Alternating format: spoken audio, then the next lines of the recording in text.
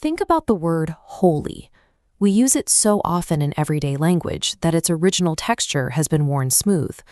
Today, if you hear the word, you likely picture a person of exceptional virtue, or a building where people follow strict religious rules. Moral goodness is a dimension of holiness, but it is a safe definition. The ancient concept of holiness is anything but safe. The ancient Hebrew word behind our English translation is Kadosh.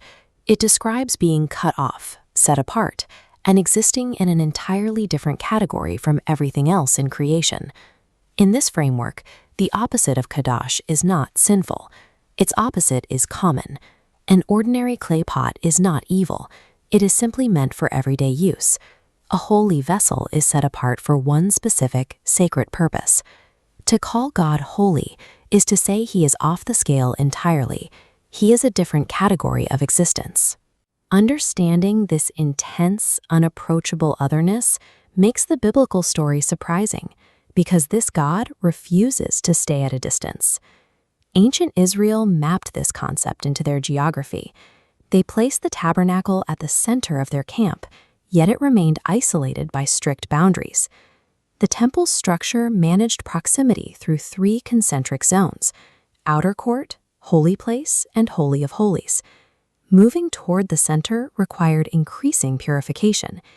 Each inward step tracked the distance between the common world and God's intense presence. These zones enforced a categorical separation. The high priest was consecrated for a specific, dangerous role. Entering the inner space unprepared was understood to be physically fatal.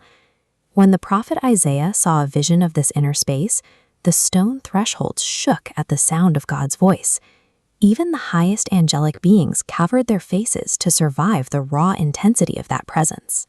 Holiness was an untouchable reality.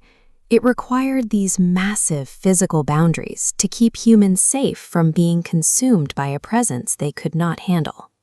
In the 1st century, the strict geographical boundaries of the temple were suddenly bypassed. Jesus of Nazareth arrived carrying the title, the Holy One of God, identifying him as the literal, walking embodiment of Kadosh. The presence that previously required veils and isolation was now standing in a vulnerable human body. When Jesus touched the sick or the defiled, he did not become contaminated. Instead, his holiness was contagious.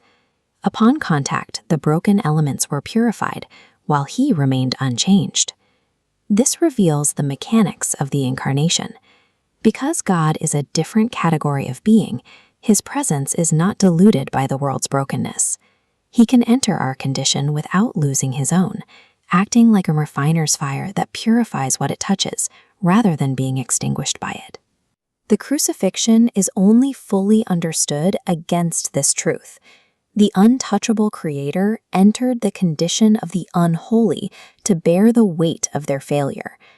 After the resurrection and the events of Pentecost, the mechanism for how humans access God underwent a structural change.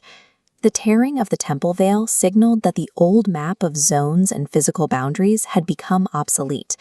The dangerous, consuming presence that once shook the temple thresholds now makes its permanent home inside the human figure.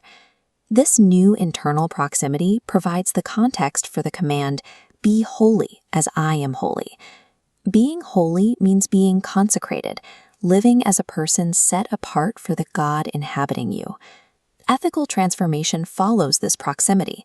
A life lived in contact with God's character begins to reflect that character.